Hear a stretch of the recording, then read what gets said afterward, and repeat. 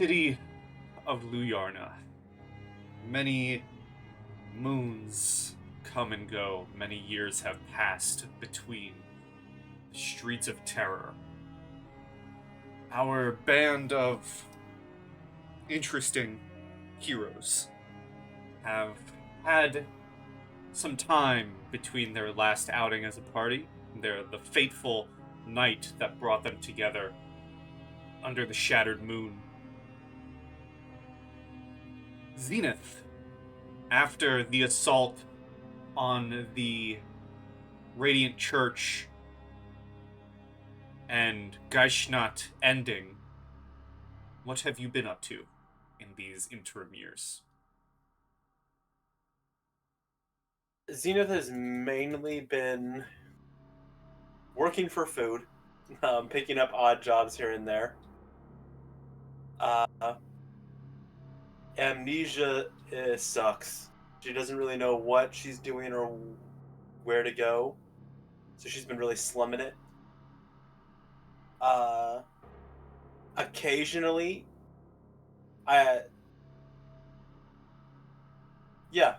occasionally she'll take a combat job, but mainly she's been just doing whatever she can do to get some cash around this godforsaken city. She has gotten a lot better with the gun, though. As Zenith has trained and done odd jobs here and there for survival, their counterpart, Twain, what have you been up to in these few years? After the attack on the church, Twain, more than likely, kind of left, scurried away, entered another church, and after his past experience with the moon where he couldn't hear anything, all he's been able to hear from time to time has been just these Eldritch melodies. And he has been listening to them and honing them into his own voice, as well as helping others with jobs, trying to protect them and heal them from their ailments during their travels. So, Zenith taking odds and ends here and there, training. Twain welcoming the voices of Eldritch and helping those in need. We go to the shadows. Has Eldrinar stayed in them these past few years, or has he stepped out into the light of the moon? He's been doing a bit of both. He's been continuing his work investigating, trying to figure out the inner workings of the city in the darkness. But in the light over time, he's been offering his services to basically mend people's clothes, helping to mend buildings, help to mend the puppet people for small time or like small amounts of money every so often, while trying to gain information. You spend your time mending those in need, repairing objects here and there. And speaking of the mannequins, Pupa, what have you been up to these past few years? Pupa has been assisting Eldrinar as much as possible, and also like trying to recover as much of like who she is as she can, regaining some of her arts with the fire performances and whatnot, and assisting wherever she can in her own way. As each of you take your time between these years under the various moons, each of you find one day that you've received a letter. It reads, "Greetings, brave heroes of fate and fortune. I beseech the pleasure of thy company at my manse with the utmost of haste. Luyarnha and its people are suffering terrible circumstances that grow by the minute, and adventurous persons such as yourselves are needed to relieve us of the strange afflictions plaguing our city. In appreciation of your professional assistance and discretion in these sensitive matters, I pledge a reward of 1,000 pieces of gold.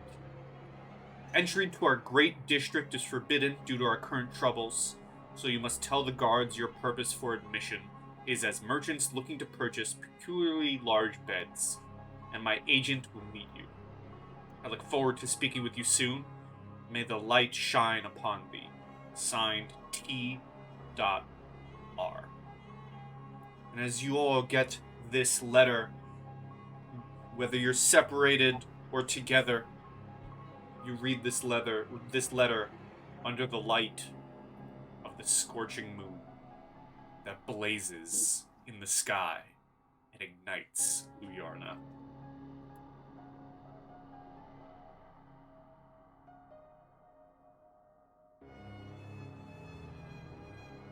As you all Which travel, district did it say it was?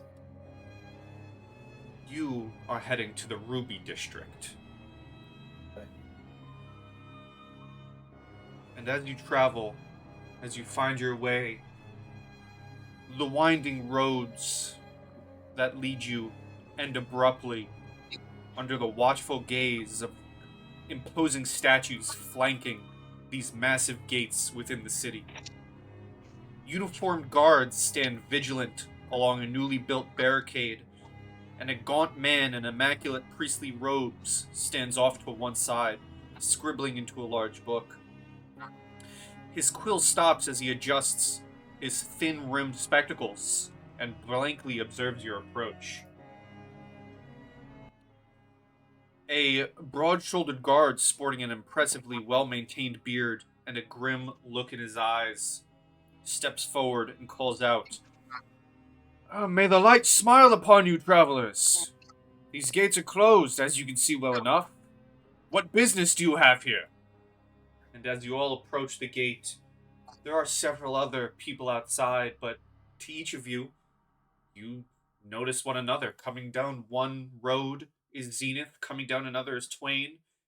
In tandem together down another pathway that leads to this gate, side by side, is Eldrinar and Pupa. And just like during the Streets of Terror, where you awoke in a strange alleyway together, it seems that this dread city has brought you together once more.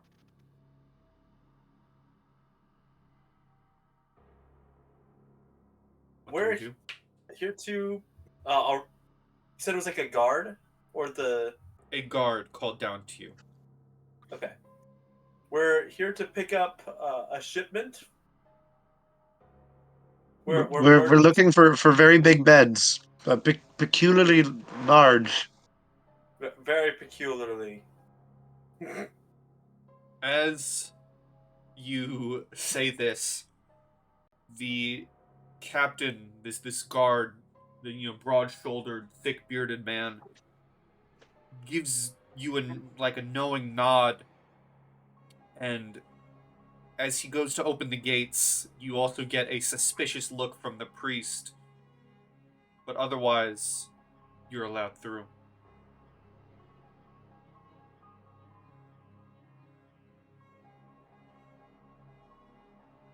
Well, head on through, I guess.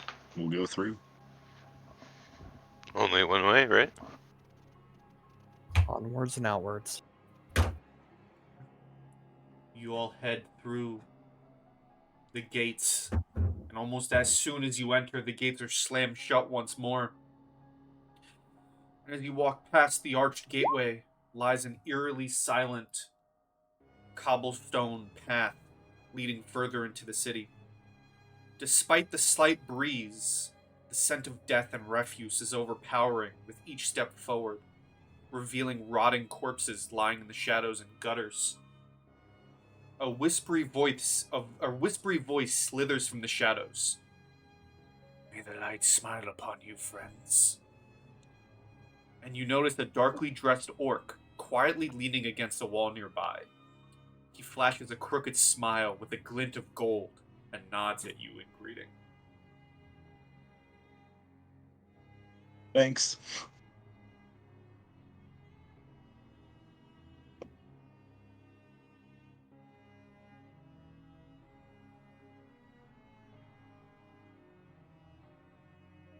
Do you all continue forward?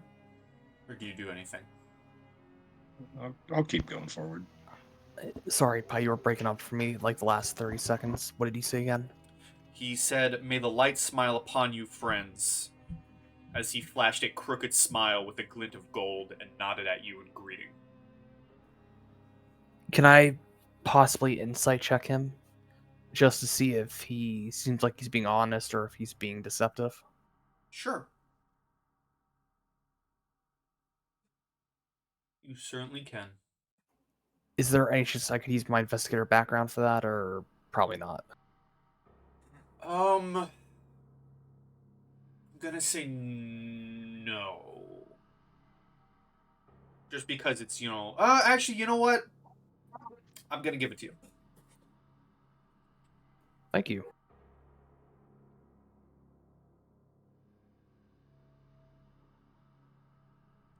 $22, while looking to be of... Granted, most people in the city have the look of, I will backstab you.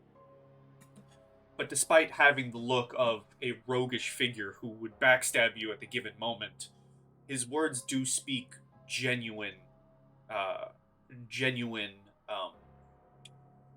welcome towards you.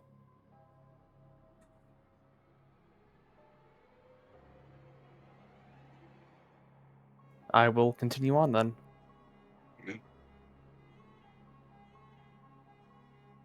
Okay. You continue on through the streets and inwards towards the Ruby District. As you do so, you see a man dressed in the rags of once fine clothing stumble out of an alleyway with a red handkerchief held against his mouth. He places a shaky hand on a wall to steady himself just before his eyes roll back and a stream of thick black blood erupts from his mouth. With a shudder, he collapses to the ground, stone dead, even before his skull cracks against the pavement. Oh shit. And as you observe this, you see the figure, the figure in the alleyway comes up from behind you, the half-orc, and he says,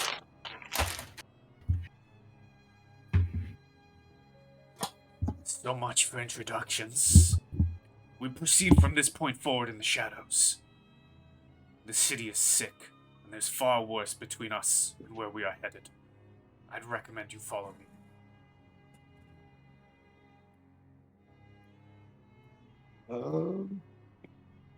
I guess I'll follow. I'm going to bring us to a map.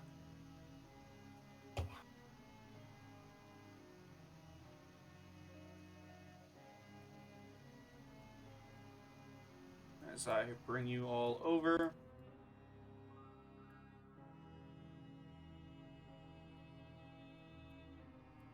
To the streets. Oh, that is loud. I need to enable vision for all of you. Haha. But it is dark, so if you do not have dark vision, you may want to light something. I do, I believe. Let's see.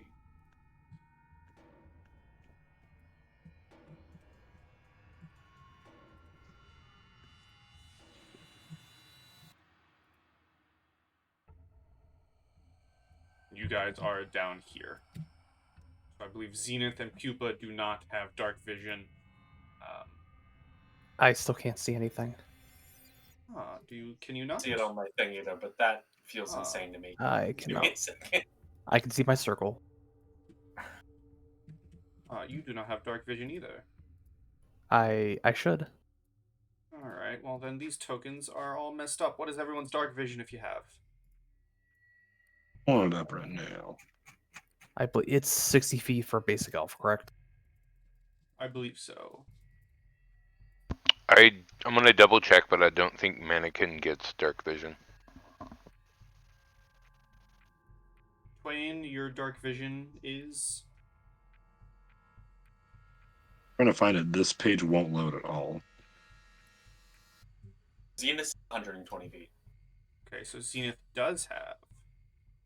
I didn't put it on my sheet. I have it up to 60 feet.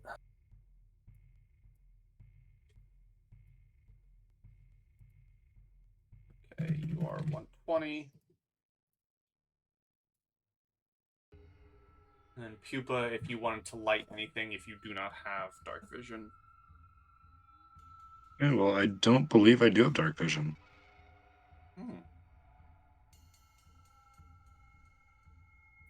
Yeah, I do not have dark vision. Let me double check something.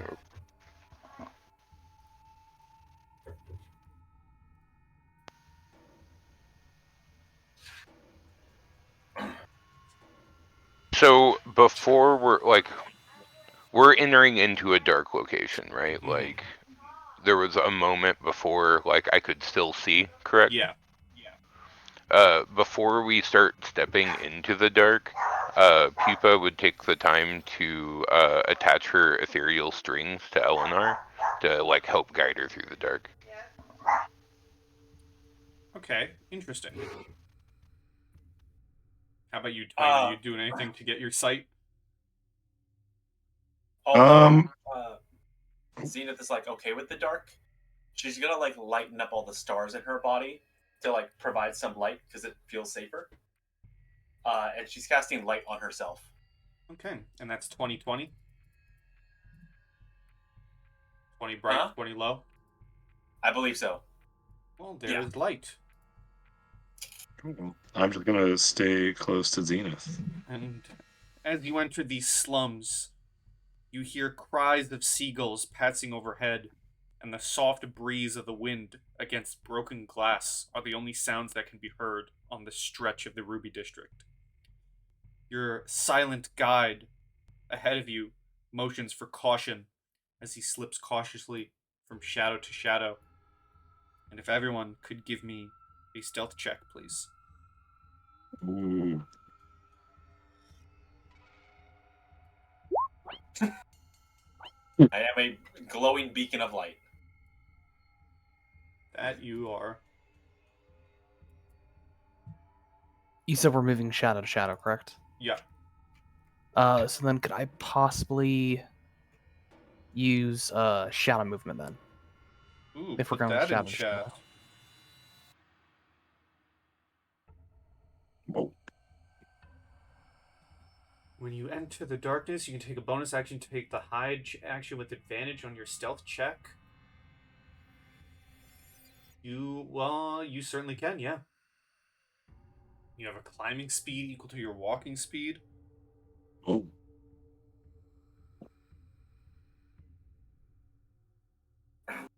What does that look like? Are you like turning into a mist? I think it's more so like a black amorphous blob. Kind of. So Eldrinar turns into this inky, shadowy blot as he dips into the Oh cell. no! Wow! Okay. You guys are able to continue quietly and silently and are able to follow your friend or ally as he continues through the city district.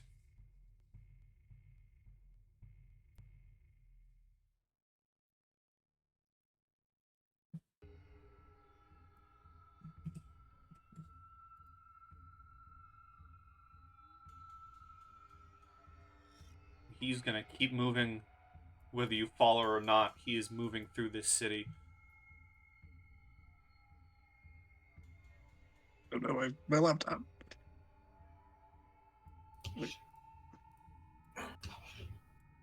I'm just doing my best to stay right by Zenith. Trying to keep with the light. Yeah. I can't see anything, wait!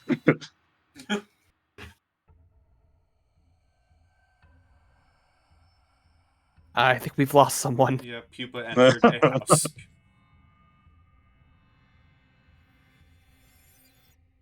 Pupa's just scavenging.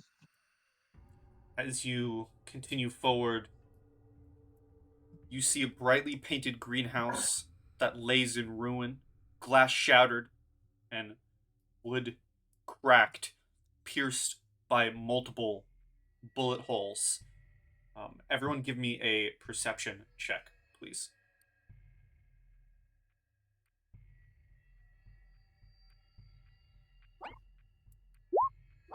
Oh, I would like to throw out there that I have a passive of 18. Mm-hmm. Not 20. let's go. Best roll I have all night. So, you are able to hear as you walk past this greenhouse, this destroyed greenhouse. You hear the sounds of this distorted, almost like cawing sound of a bird and wings flapping, and you are able to not get surprised as two humanoid birds come flying down from the rooftop, attempting to ambush you. You notice Oh, one of shit. them seems to be bleeding this brackish blood as you look at it, and it has these guillotine shears jammed into its side with the forearm of the previous owner still attached. And we will roll initiative. Oh shit.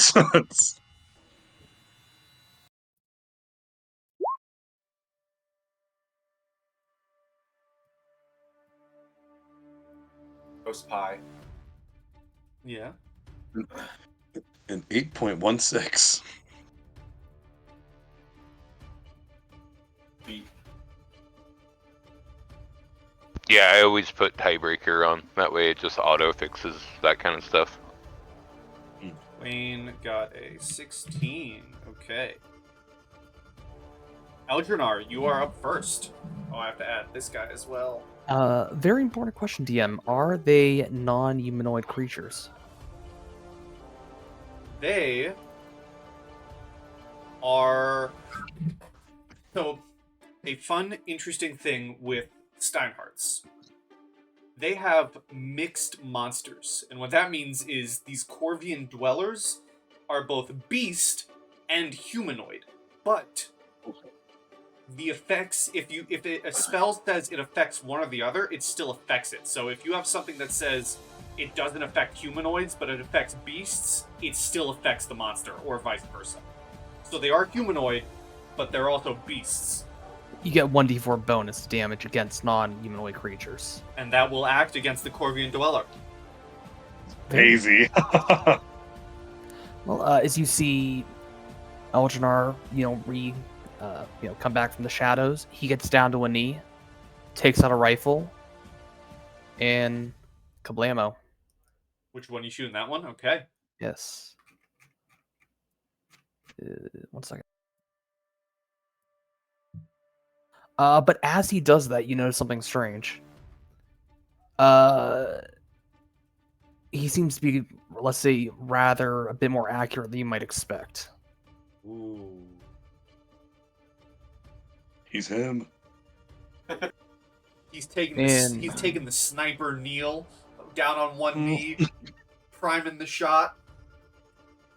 I will re-roll the lower one, if that's all right. Yep.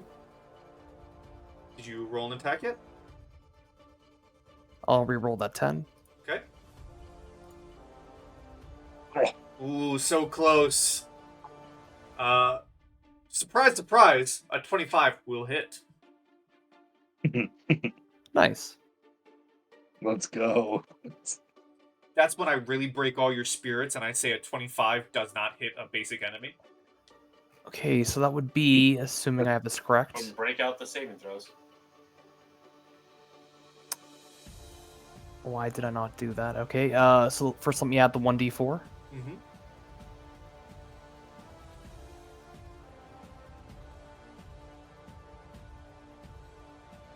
So 12. Plus once. My apology. For some reason, my sneak attack I thought I saved did not save.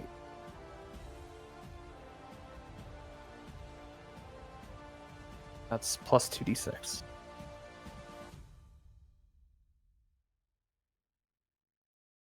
So that'll be 18 damage. 18 damage as you blast this Corvian dweller, this bird-like humanoid creature, and it lets out a violent spattering of feathers and blood that sprays behind it as you take out a chunk. I also do want to say, if you don't mind, as he fires his rifle, it does make no sound. Ooh. So it's... I like to imagine the rifle is... The blast is quiet, and to break the horror aspect for a second, you know those Nerf bows that have the whistle to it? Yep. That's what I'm imagining your rifle. The blast is silent, but everyone just hears this eerie whistle as the bullet collides with the Corvian dweller through the air. Nice. Zenith. Forgot that it is an action to make my pact boon. So she'll spend her turn getting her star-based rifle out and take a horrified floating step backwards. Okay. She does have a bonus action, but I don't. No. I think I'm gonna save it. I was too fast and loose with the void last time, so she'll just pull her hands together, and as they come apart, between the space in her hand is slowly filled with a materializing large rifle. But it takes quite a bit of energy to make it. Ooh. Okay. The half-orc spy is going to... You see him kind of recoil at the suddenness of the Corvian dwellers, and he's just going to back up into the shadows and try and stealth.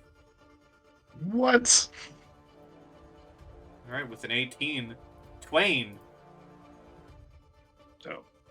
I am going to cast Dissonant Whispers on this fellow right there. Oh, okay. It is a DC 16. Yeah. Wisdom save, here we go. Yeah. 13. Fire. All That was right. what? 10 psychic for that? 10 psychic, and it spends its movement running. Yes. Right there. And then dope. Then I'm terrified, so I'm gonna move next to Zenith. Oh, I can't see anything there. I'm gonna move right over here. And I will end my turn. Okay.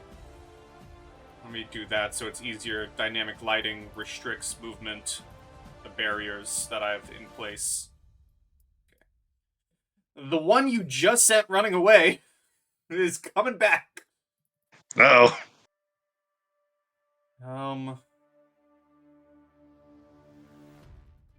But it has to spend its entire turn doing so.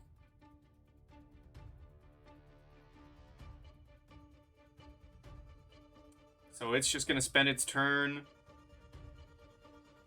getting right back here. Pupa. Pupa will do an acrobatic, somersault, kind of spinning, twirl movement over to here. And then, before she goes into attack, she will use a Kai to, hold on, use her Dance of Fire feature. Lighting my fists on fire as I come in for a strike. Okay. Also, my AC, I'm pretty sure we're rounding down, correct? So, Always round up. Oh, round up? Mm-hmm. Okay. So, my AC until my next turn is 19. And I get to do extra fire damage, is equal to my wisdom score, or modifier. So, we'll go in for a monk strike. That one will miss. Okay. I will go for Fury of Blows then, why not?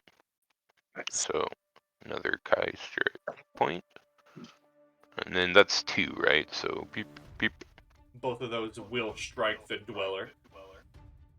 Okay, beep, beep. And then that's another +6 of fire damage. So, 14 damage altogether. Your Wisdom modifier is 3. 3. Okay. You do notice as you strike the Corvian Dweller with your flaming hands, under the burning moon of the scorched moon, your flames don't seem to have as much of an effect. They still damage, but you notice that now that you're up close and personal, the Corvian Dwellers themselves seem to have flames as well engulfing their claws, so they seem to be enhanced by the moon. Your fire still does go through, it's just not as much. Gotcha. So, halved, so... Okay.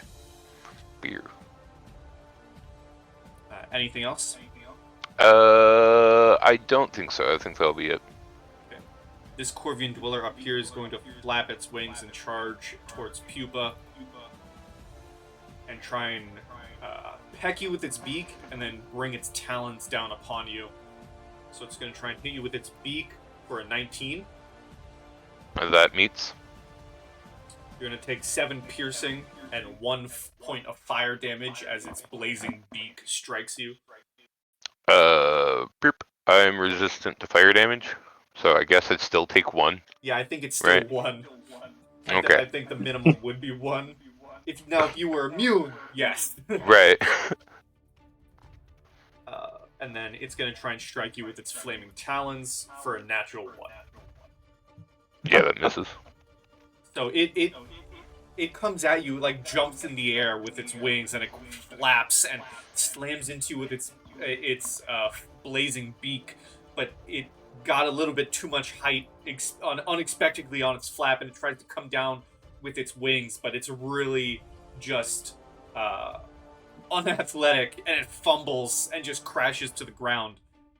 Eldrinar, your turn. The one directly in front of you seems to be bleeding a lot. The other one seems to be fairly healthy. So this one here is the most injured? Yes. Then I will, let's give it a good old repeat.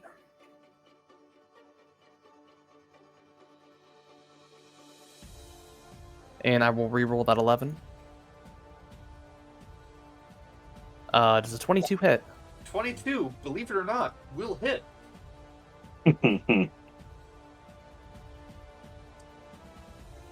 And add the D4. What does it look like? Describe to us what it looks like as Eldrinar, with his new skills, kills this Corvian Dweller. Well, you don't hear anything. You do hear a whistle, like you mentioned before. And let's say like a little black speck comes right out of the rifle, straight through the bird person thing, and nothing. It just quietly falls to the ground. So, Pupa, directly in front of you, again, all of you hear just that distinct whistle of the bullet flying through the air. And Pupa, you are splattered with this brackish blood and these dark feathers as the Corvian Dweller in front of you, who is getting ready for its own turn to strike against you with its blazing talons, just suddenly drops with a hole in its chest. Pupa is familiar with this happening, and she kind of grins a little bit and swings around to face more towards the other one. Zenith.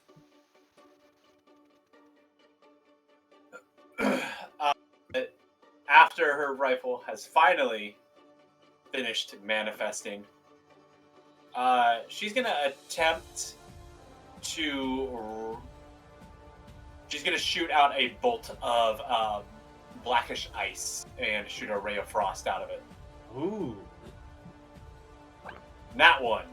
Perhaps no! your skills with this newly conjured rifle perhaps aren't up to snuff. You thought you had enough training, but it just despite being of magical nature, you know, something you've conjured, you go to aim it, and it just sputters, and you see the end of this conjured barrel has a bit of frost that you have to chip off as nothing blasts out. Damn.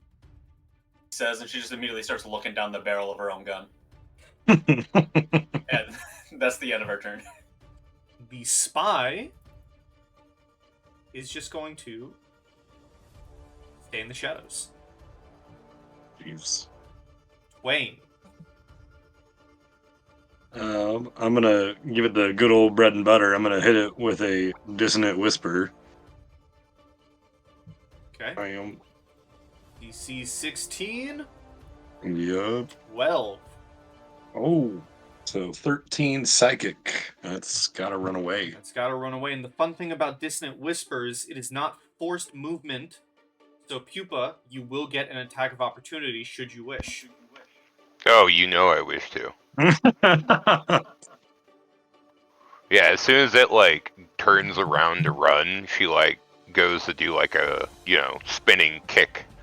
And trips, apparently. Great job, everybody. We're calling it. You go to do a spinning kick and you just twirl a bit too much. I would like to roll a performance to make it look like I actually was going for the twirl and not the kick. Sure, I will allow it. Yeah. Everyone sees. Nice. Everyone. So Pupa, in your head, you're going for this back kick. You're spinning for this kick. Everyone else, the Corvian dweller runs away, and Pupa does this perfect, like, ballerina twirl and lands back on their feet gracefully. Twain's just gonna be like clapping. He's like, "Yay!" You hear from a shadows.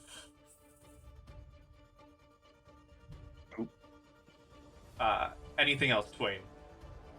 No. All right, Pupa. All right. Did I see which way it went? It would have ran directly forward. All right. Well, Actually, your hands are on fire. they just went out. Oh, rip! I was just gonna give you light. It's until my next turn. So, Ah. I'm going to ignite again. I'll waste another key point. Damn. Beep, and start stepping forward. Wait, I should actually count that. I was here. 5, 10, 15, 20. You can get right behind it. 25, 30. You also Actually, have I could. all of Eldrinar's movement. Yeah, but that requires an action. Reaction. Beep, beep, beep. I actually have another, like, 10 feet of movement. I'm a monk. You are indeed a monk. So I'm going to go in for a strike. Does a critical 25 hit? Yes, it does. Okay, that's another +3 from the fire. I will use... Well, just real quick, the way we're going to do criticals here, as I mentioned in our previous sessions, I believe, you're going to take that and you're going to max the dice again. So you're going to 4 plus your roll. You're going to max every dice on top of your roll. Okay. And I'm just gonna bonus action, like, you know, try to attack again. I'm not gonna waste a key point on, like, Fury of Blows right now, because I might need that later. Give me your max damage for this natural 20. So I rolled a max, so another max would be 8. Yeah, so it's going to be 1d4 plus 3. Yeah. And then that extra 3 is the fire? Well, no, that's actually just like a normal roll. Right. I actually rolled a max 4. Yeah, so you're gonna take that, and then you're gonna take another 4. Yeah, so it would be 8, and then +3 from my wisdom, and then another +3 from the fire. So 6 plus 7, or 6 plus 8. Jeez. I don't know why I'm drawing a blank on that. Wouldn't that be like 13? Or am I'm really not in. 6 plus what? No. I'm dumb. It'd be like 15 or 16. And what's your fire damage? My fire damage is based on my wisdom, so it's only a +3. Okay. How do you kill it? Nice. I would like to. Does this creature have a heart? If you punch and find out. Okay. Yeah, she would like to attempt to just like rip its heart out with her flaming like fist and like totally burn its heart in her hand, like the full like Kali Ma, you know? So you take this burning fist like Liu Kang and send it through the chest of the Corvian dweller, and there is a hole with your fist, and as you rip out, you do get this like, it looks like a human heart, but it is almost, it's this mix of human heart and beast, and it has like these primordial feathers sticking out of the heart as you hold it in your hand. Wow.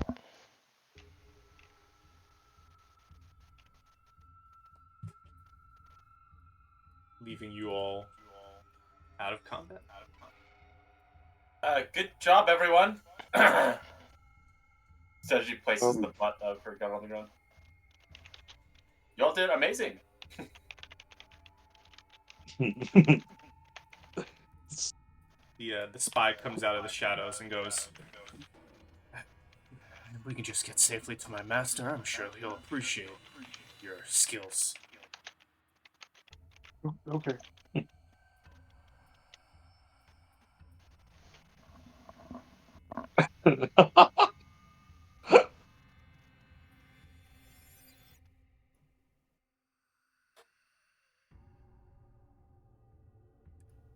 Eldrinar, as you're sitting there preparing your weapon and reloading, Pupa comes up and offers you this burning heart.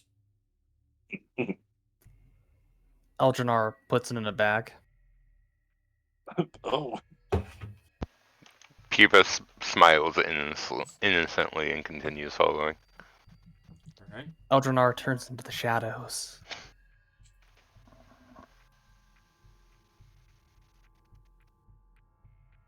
Do you want us to roll another stealth check, or are we good just to continue on? You are good to continue on. What's everyone's passive investigation, real quick? Where do you see that at, if you don't mind me asking? Just 10 plus your bonus, right? It should be right next to passive perception. It is not for me, but it would be. It is not. Is it not? Nah. Where is passive investigation? I don't think they actually show that, but Did I'm not show quite. it on the sheet? I'm pretty sure passives are like 8 plus whatever your like your rank is. Odd. Oh, well, then mine's It's actually terrible. 10 plus. Okay, well, ignore that question then. As you guys continue onwards, you see in the middle of this fairway, shimmering multicolored lights shine through a shattered window, casting dancing shadows across the ground. I was actually wrong. It is 10 plus your skill bonus with that skill. Do you add your proficiency if you're proficient in it? Yeah, that's what your proficiency, like, yeah. If you have advantage on checks with that skill for some reason, your passive skill increases by 5.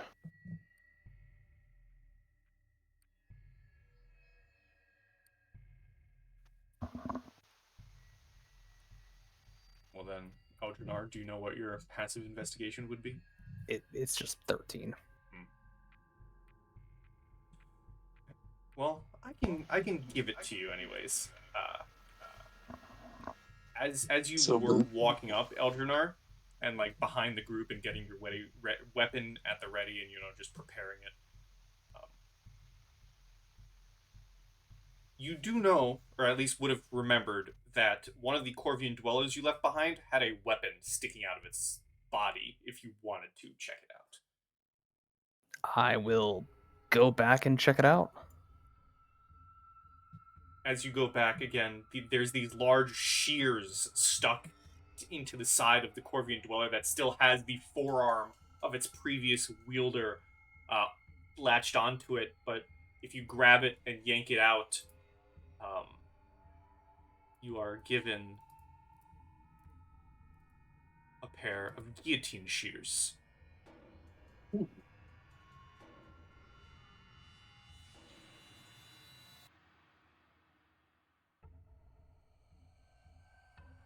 Everyone can read that if you wish, but you have guillotine shears on you now.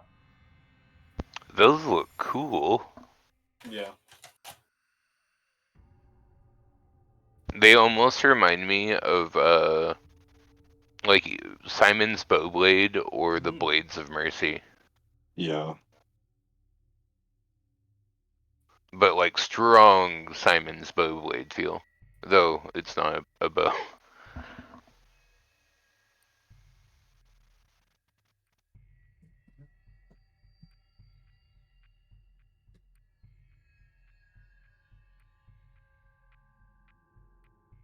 Do you just grab the weapon and head back to the group, Eldrinar? Or do you do anything with it?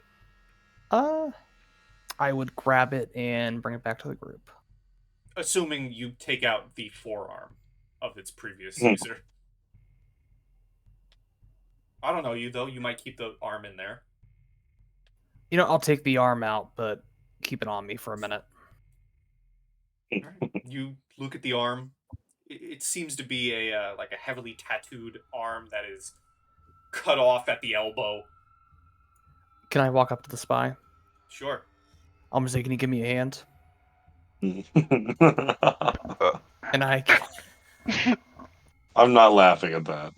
He looks at the arm and like recoils a little bit, like shudders in disgust, and goes, "There's no time for games. Let's just keep moving." I would point to the tattoo though, and I'll say this is the main reason, and I'll show him the tattoo. Probably a hunter. Looks like a hunter's weapon. Let's just move on, otherwise we'll end up like him. Then I guess I'll store away the guillotine in my new armament. And he turns at all of you and says, "Don't look at the light. Just keep moving."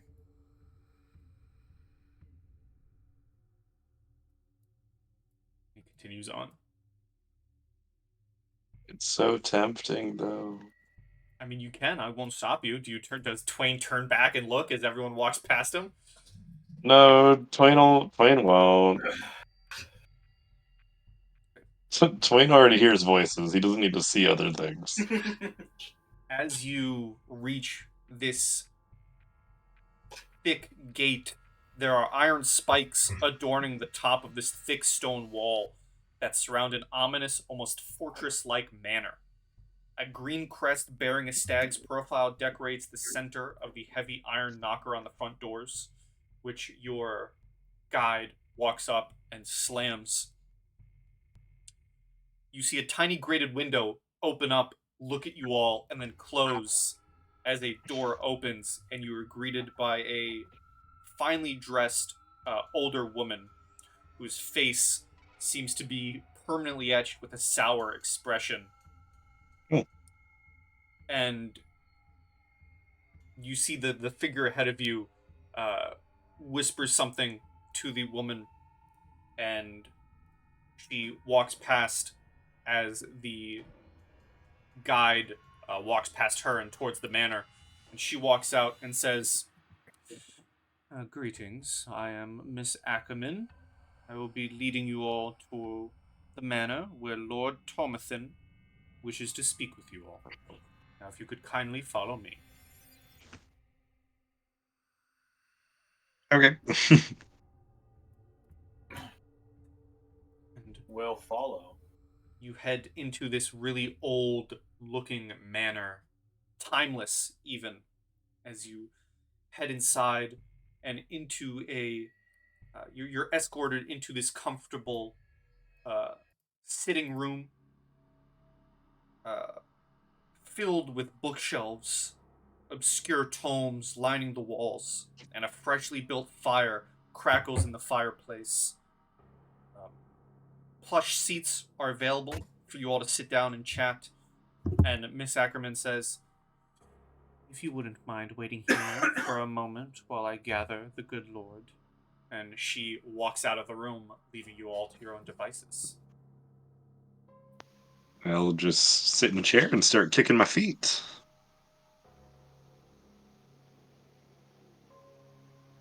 Zenith will find a comfy couch and tentatively sit, looking around, confused. Anything from Pupa or Eldrinar? Eldrinar will just wait back in the corner.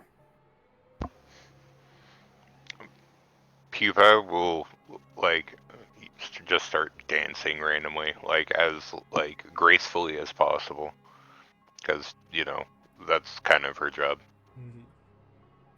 And it is quite well. And after some time passes of dancing and observing the room, the sitting room doors swing open as an impeccably dressed elderly gentleman strides through them, followed by the ever-silent guide that followed you, or that guided you here.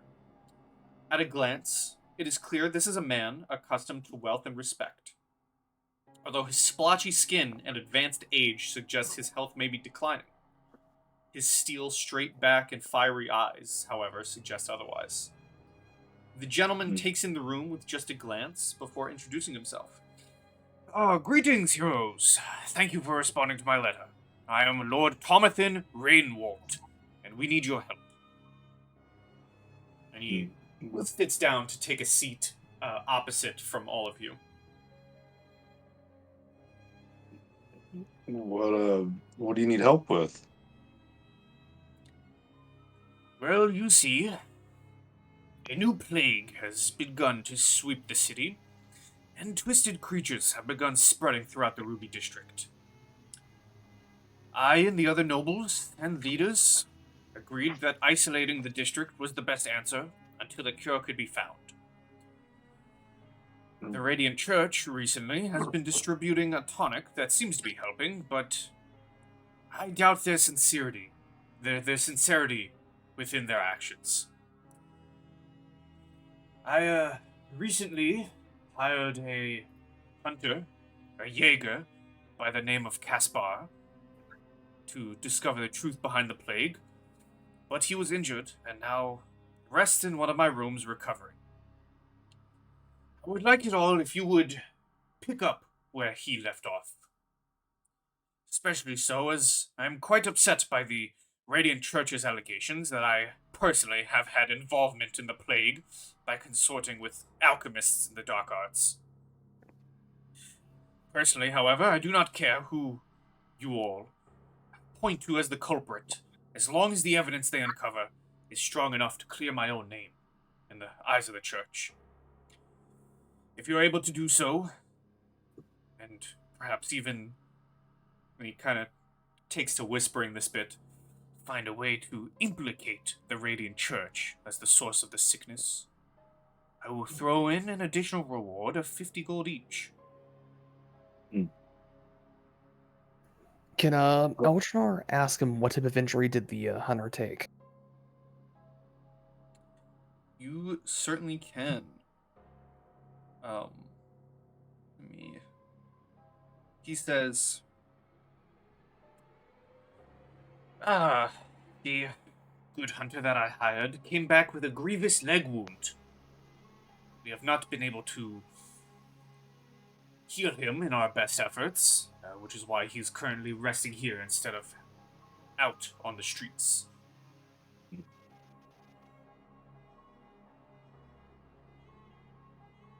We're going to be able to interview him, right? What was that? We'll be allowed to interview your hunter? Ah, yes, you are more than welcome. He is in a room down the hall and to the left. And he points outside of the sitting room. I'll look at Zenith and be like, let's go talk to him. I'd at least like to know what slashed the man's leg. Yeah, it's good. Let's go talk. He, you see the Lord Rehwoldt, kind of stands up as you guys get ready to go talk, and he kind of butts in and says, "Oh, well, now, before I allow you to speak with my previously hired hunter, I must ask if you will agree to this job. Should you agree, you will have more than the run of my manor, but if you do not agree, that is but of a different manner. I certainly do hope that, and you all kind of get this vibe of, again, Luyarnha is a city of deceit or um, scum and villainy, if you will, and he says, although I do hope that the fee of 1,000 gold would be enough to sway you to join me. Yes. Zenith, what do you think?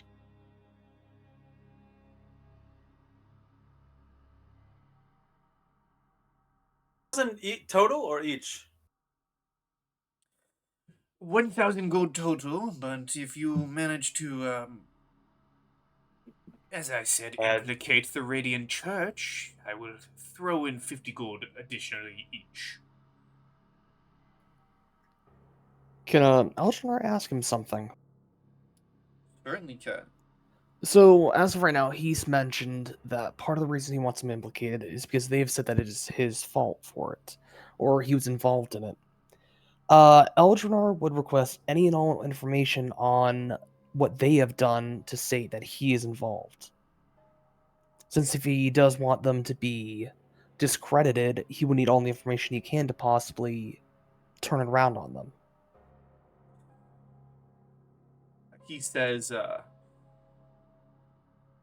before he answers your question, he says, he kind of points to Eldrinar and then looks at the other three and says, now that sounds like someone who is asking the right questions of someone who has accepted a job. Those are the types of questions I expect an investigator to ask someone who's on the job already. So I take it one of your allies has accepted the fee. But what of the rest of you? I certainly do hope you would assist me.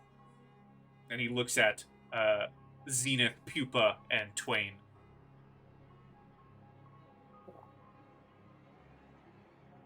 I'm in.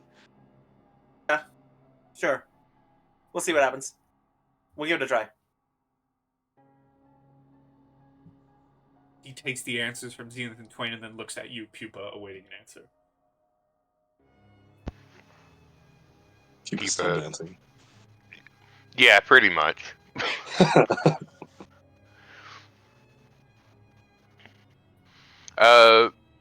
When he looks at Pupa expecting an answer, she kind of looks over at Eldrinar and sees that, like, he's interested and, like, just kind of, like, gives the, like, beady, like, I'm curious look.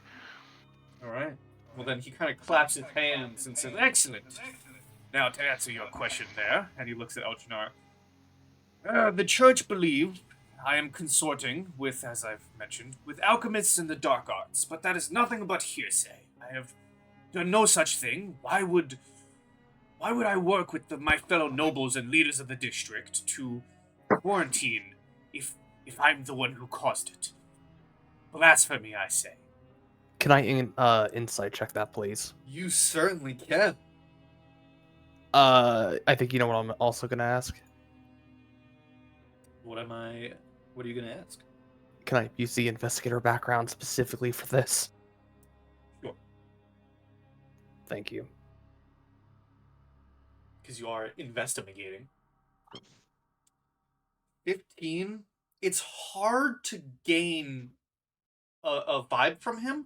No, well, not that it's hard to gain a vibe from him. He seems very, I don't want to say jovial, because he's not jovial. His district is being torn apart by beasts, but he seems very upbeat that he has a new group to investigate. So it's just hard to gain a... okay, I guess I can say this. It's easier to say this. He doesn't seem to be lying, or it's like a mix. Like, he could be telling the truth, he could not be. The city is very, as I said, the city is filled with deceit and people who go behind your back.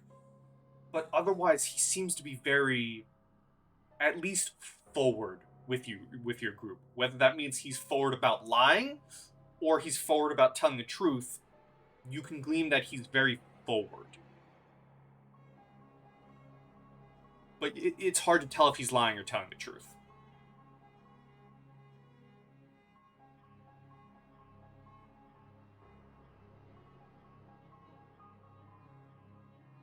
So take with that what you will. Would you guys be okay if I asked him one or two more questions? We're not going to stop you. First question would be, I understand he's noble. What does he do to earn his wealth?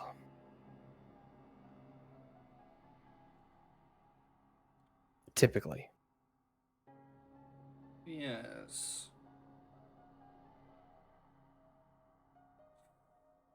I will admit, most of my wealth was gained from the passing of my family.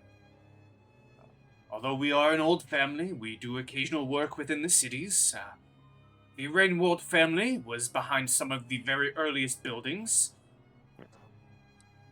But my current wealth, and he chuckles, is due to the unfortunate passing of my family.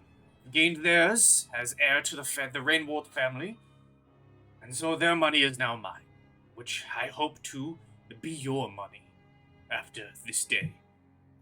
So you have no current, let us say, investments that you heavily take part in, or jobs that you do? He kind of strains himself and says, well, we have investments in the city itself. And I do business here and there with my fellow leaders. But if you're asking if we have any current ongoing deals or business, I do apologize, but I tend to not tell most adventuring parties the business side of the Rehwoldt family, if you wouldn't mind. I guess for one last thing. If at all possible, can I include some thieves' can into this? Sure. Not really the best with me personally, so just I'm gonna leave this up to you if that's all right. Yeah, like maybe throw in some hand signals as you're talking to him, seeing if he recognizes. I'm obviously not gonna let the party, like, this is technically player DM, if that's all right. Mm-hmm. So I'm gonna be asking him, has he heard any other tales recently of possibly another noble maybe attempting to get the church to pin on him for them to basically use him to their gain? Since, as you did say, he did inherit it, maybe someone else thinks they deserve it more. While I'm saying that in Thieves' Cant, I'm going to be basically along the lines of, is there anything on the side I can assist you with? And that it's more so for me, besides asking him that, to get if he actually understands Thieves' Cant, which could possibly give other options for ideas. So as you're kind of going out and you're basically speaking in like riddle almost when someone speaks in Thieves' Cant. Give me an insight check again, and I will give you the advantage. Thank you.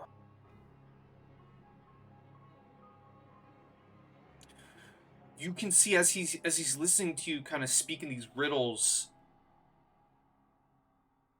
you you get this feeling that he might catch an understanding here or two, but he doesn't fully know what you mean. Like if you speak, you say, the narwhal flies at midnight, and he might understand a little bit of that, like, oh, that means, do you have more jobs for me? But he doesn't catch on to all of it. And he walks up. The rest of you see him walk up to Eldrinar, and he puts like an arm around his shoulder and kind of like brings you to like the door of the room with his back turned to everyone, and he whispers to you, "I apologize. I think I caught a bit of that here and there, but why don't you join me later in my office and we can have a more appropriate conversation." Eldrinar would just give a wink, and that's it. He brings you back to the group and says, "Now, I believe this is in order." And he reaches into a pouch and he hands whoever grabs it this hefty looking pouch. It has some weight to it, and he also takes out 2 vials of this almost globulous pale liquid, and he hands it to whoever again, and he says, "In the pouch you will find 200 gold, considered a retainer fee. And those vials are white fungic tea. Should the Fitty's plague begin to take your mind, take a swig of that, and it should ail you, or ease your ailments." Now, I'm gonna mage hand the pouch. you mage hand the pouch towards you, and he reaches down towards a table and rings a silver bell, and Miss Ackerman comes back into the room, and he turns to her and goes, "Ah, Miss Ackerman, would you mind leading these fine few to the hunter's room?" She goes, "Yes, Lord Rehwoldt." And she looks at the rest of you and goes, "Would you all follow me, please?" And begins walking through the hallways. I'm like skipping, holding the pouch of gold. We'll float along. As you all follow Eldrinar, you get like a knowing nod from Lord Rehwoldt, and you continue. And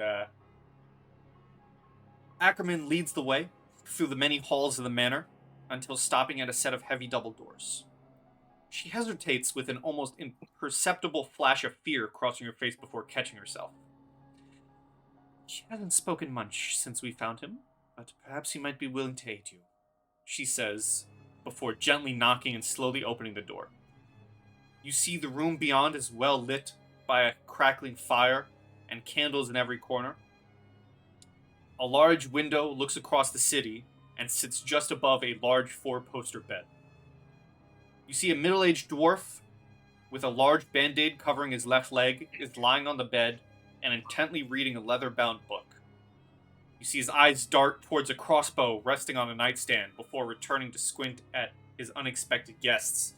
But as he looks at all of you, he lets out almost this painful chuckle, like it hurts to laugh, and he goes, I wouldn't have expected to see you four again. I see you survived the Radiant Church. Thank you for sending my niece back to me. It is good to have her again." And there you see, from the streets of terror, you see Caspar, the dwarven hunter, who welcomed you into his home. The one that basically shot you. Yeah. Zenith instinctually ducks a little. Ah, hi! Yes, it has been some time. I wouldn't think you'd still be terrified of my crossbow. I apologize. What brings you out into these, these dreadful streets under this new moon? I believe we're taking your job. Oh, is that so? I better get a cut. Well, it looks like Looks like you you already have a got cut on your leg. Yes, I've been hoping this damned wound would have been healed up by now, but one of those beasts is me something fierce. In my prime as I used to be. What happened?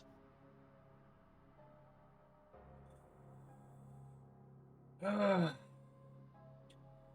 was attempting to sneak into a brewery nearby. Something ambushed me through the shadows and tore my leg right apart. I couldn't get a look on it before I managed to hobble my way back to the manor. It's a miracle I even made it back alive. Did you Oh, get how's a your leg look at it? looking under the bandage? Oh, You're more than welcome to come over and give it a look. I can't quite move these days. And you do see him. He's laid back on the bed with this massive wound on his leg. I'll go forward and I want to take a peek at it. Give me a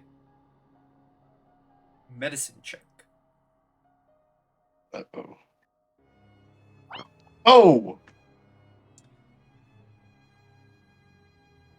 You look at this wound, and immediately the stench comes to your nose, Twain, as you peel the bandage back, and instantly you can tell that this wound is septic. It is shit. it is septic, and it is releasing a nauseating and corrupting miasma. Uh, And Oh. he sees you give this look, and he goes, "I surely it can't be that bad, eh?" yeah. What have they given you for the pain? Oh, the Lord of the Manor has given me some of his tea. Tastes like shite. I'll can I pull out one of the vials that we were given? Like, did he give you any of this? He looks at the holy tonic, which I believe is the same one he gave you Yeah. years ago.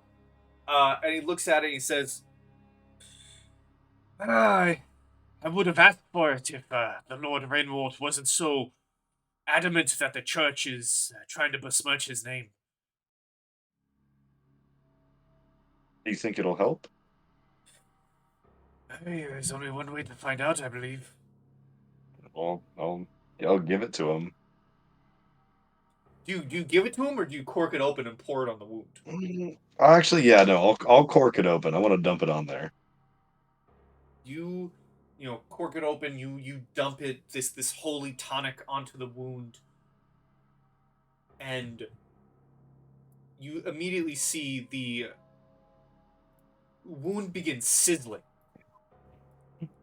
and he like grunts in pain, and the miasma kind of dies down, and you throw the bandage back on it, and you do see kind of a relief come to Kaspar's face, a relief he probably hasn't felt since he got wounded. Nice. And he says, Well, "Oh, thank you. No, if you insist on taking my job, what can I help you with?" where exactly were you going? We don't have much to go off of. My investigations into this outbreak brought me to an abandoned brewery near the center of the Ruby district. An abnormal number of infected were gathering around there. I suspect there might be some sort of connection to the outbreak and the gathering. Do you think it's in the brewery itself or beyond that? I didn't get a chance to investigate the brewery itself before my leg was torn to pieces. But that is where my thoughts lead me. Zenith, what do you think? I mean, that's our only lead. We I might was as well thinking. go there. Yeah. Can Eldrinar ask him if he knows anyone and he would describe the tattoo on the arm that has one like that? He looks at the tattoo and he says, many hunters get tattoos to mark themselves. Whoever it was, I can only hope that they're resting now. Likely, but that is unlikely. These moons. Where did you get that? He would take out the guillotine weapon and say it was lodged inside of. My apology. What were they called again? The guillotine shears. No, what were they lodged in again? The arm was lodged into the shears themselves. You have to put your arm into the shears. No. I mean, The what were they? Corvid thing? Oh, the enemy, the Corvid dweller, the Corvian Yeah. dweller. Sorry, my You would- apologies. No, where he would say it was lodged into a Corvid dweller. Hey, poor bastard. Must have been another hunter that Lord Rehwoldt hired. He only got here Oh. in the past couple of weeks. I figured couldn't hurt to take one job out of retirement. It seems I was wrong. Well, hopefully the tonic will help and you'll be back on your feet soon. Hey, we could hope. Speaking of, you know of any Radiant Church members in the area? I would recommend seeking them out. Maybe getting more tonics before heading to the brewery, but don't let an old injured dwarf make your decisions. After all, you are taking my job. Yeah. Well, Well, I'm glad it helped. I hope you're walking soon. Yeah, he looks at all you and says, Hey, do you plan on spending some time at the manor? Or are you off to the hunts immediately? I figure it doesn't hurt to look around and grab some gear. Agreed. Hey, well, if you're gearing up,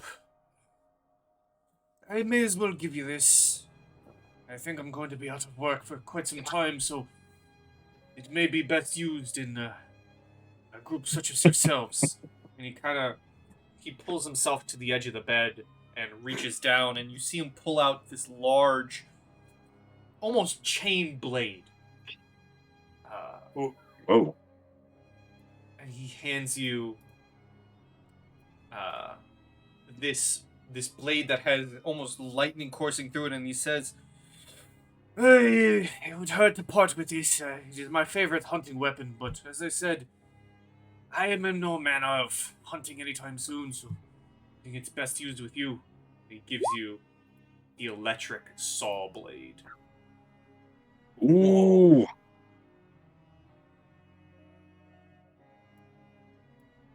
And I will also give you this.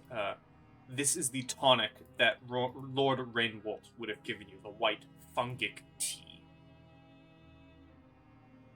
And you would have 2 vials.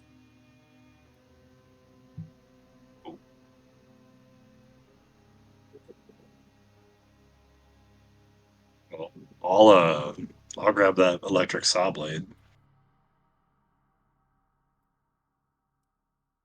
Thank you, Caspar. I appreciate that. It's the least I can do. After all, you did return my niece to me. And, well,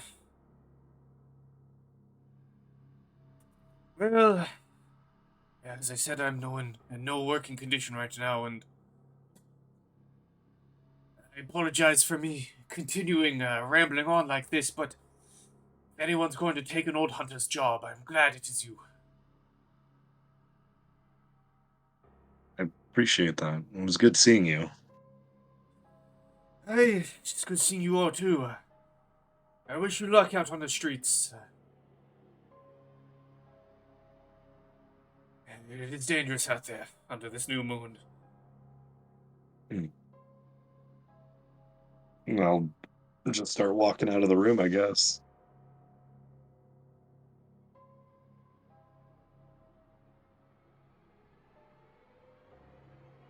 How about everyone else?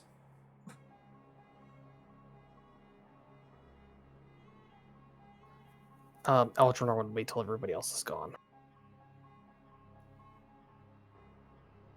Zenith, Pupa, anything else you guys ask of Caspar or do in the room before exiting? No, I headed out with Twain. Pupa goes from like expertly juggling whatever she's found in the room that wasn't nailed down to like continuing the cascade, but slowly putting everything back to where it was as she was juggling it, and then like looks over at Eldrinar like, "What do you want me to do?" Eldrinar would just point to the door. She would then leave. Eldrinar would just ask the door before he left. Did he notice anything strange about the nobleman before he took the quest or during it?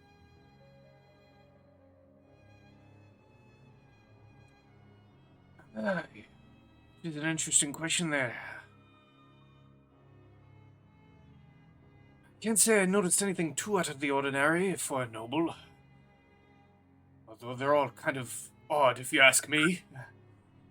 He was quite forward in handing out large sums of money, though. Oh, whoops. Either he is rather passionate about his district, or he wants something hidden up. And what better way to hide something than with copious amounts of gold?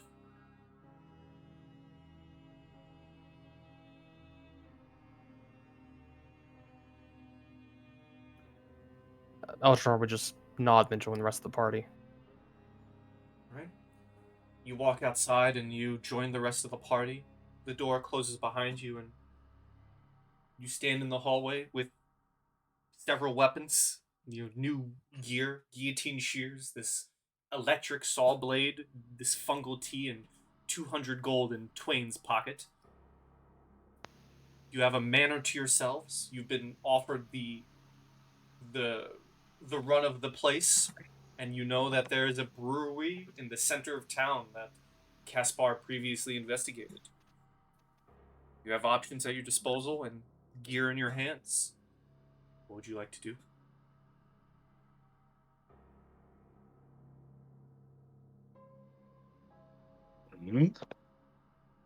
Well, do we need to look around? Does anyone need to take a rest before we go out exploring? Eldrinar would ask if anyone wants the guillotine hand weapon. If no one else is interested in those count as a long sword, right? Short sword and long sword. Yep. Technically, I believe those can count as a monk weapon. So, if no one else wants them, I would take them. Then Eldrinar would give that to Pupa.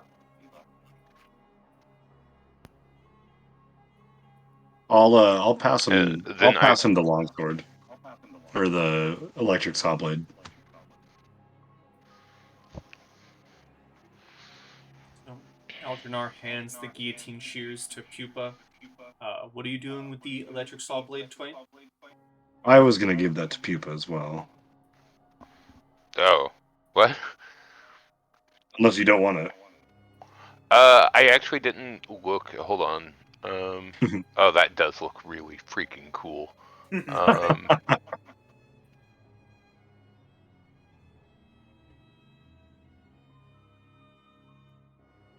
If not, I can keep it.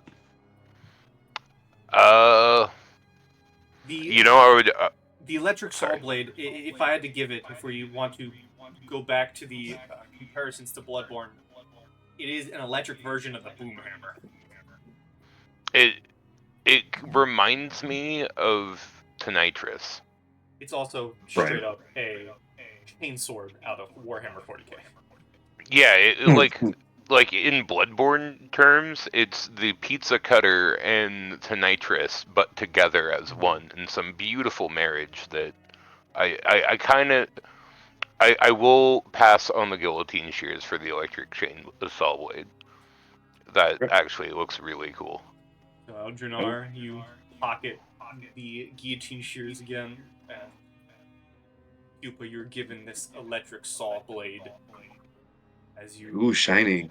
Her armor up. eyes light up like she was given a bouquet of flowers. Here you go.